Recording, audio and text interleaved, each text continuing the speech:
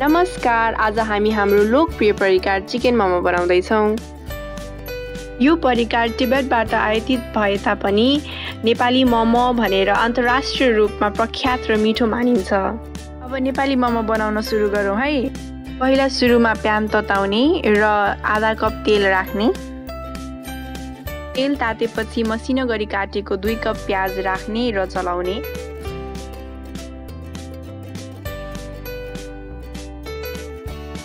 प्याज हल्का भुटेपछि 1 टेबल चम्चा लसुनको पेस्ट, 1 टेबल चम्चा अदुवाको पेस्ट र 1.5 चिया चम्चा हरियो खुर्सानीको पेस्ट राख्ने।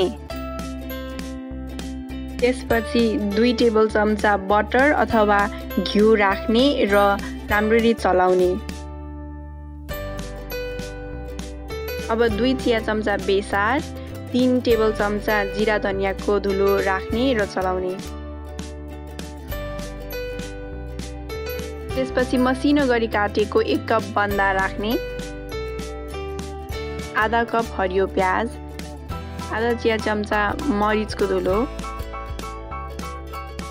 2 चिया चम्चा गरम मसला राख्ने र चलाउने।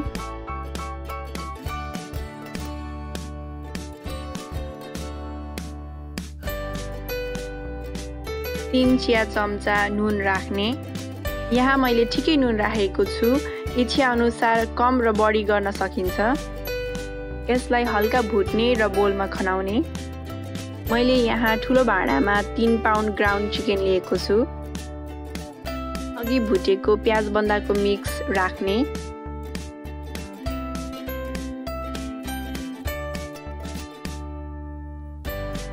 आधा कप मसिनो गरी काटेको हरियो धनिया राख्ने। यो मोमोको स्टफिङलाई राम्ररी मोल्ने। पन्युले मोल्नु भन्दा हातले मोल्नु भयो भने राम्ररी मोलिन्छ। यदि हजुरहरूसँग किचन एड मिक्सर छ भने त्यसमा पनि मोमो मिक्स गर्न सकिन्छ, धेरै मेहनत पनि लाग्दैन। मैले यसरी हातले मोल्दै छु।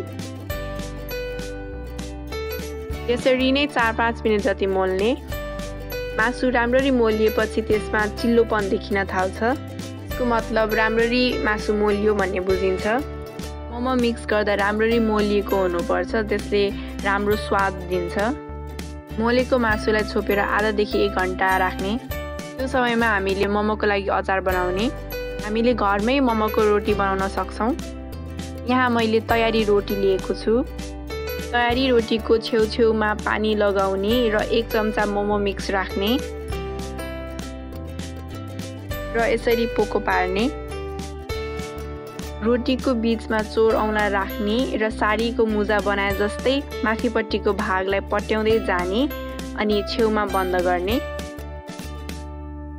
दुवैतिरको किनारलाई आफूतिर फोल्ड गर्ने। हेर्नुस् त।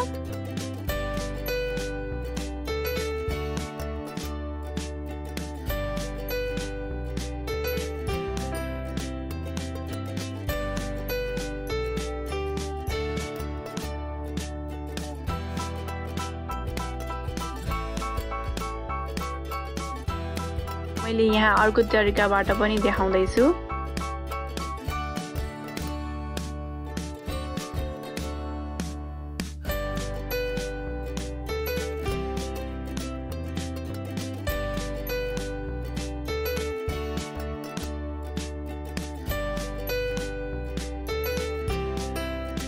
मोमोको भाँडामा पानी उमाल्ने। मोमोको भाँडामा हल्का तेल लगाउने र मोमो राख्ने। उम्लिरहेको पानीको भाँडामा यसरी खण्ड खण्ड गरी राख्ने र यसैको बिर्कोले छोप्ने। उम्लिरहेको पानीमा पकाउँदा 10 देखि 15 मिनेटमा मोमो तयार हुन्छ। ल हेर्नुहोस्, हाम्रो तातो मोमो तयार भयो। जाडोको मौसममा तातो मोमो सबैलाई प्रिय हुन्छ। हजुर पनि बनाउनुहोस्, खानुहोस् र आफन्तलाई पनि खुवाउनुहोस्। हाम्रो यो भिडियो कस्तो लाग्यो? कृपया लाइक, शेयर र कमेन्ट गरी सल्लाह र सुझाव दिनुहोस्। जाँदै हाम्रो यो च्यानल अरियल्स किचनलाई सब्स्क्राइब पनि गर्न नभुल्नुहोला है।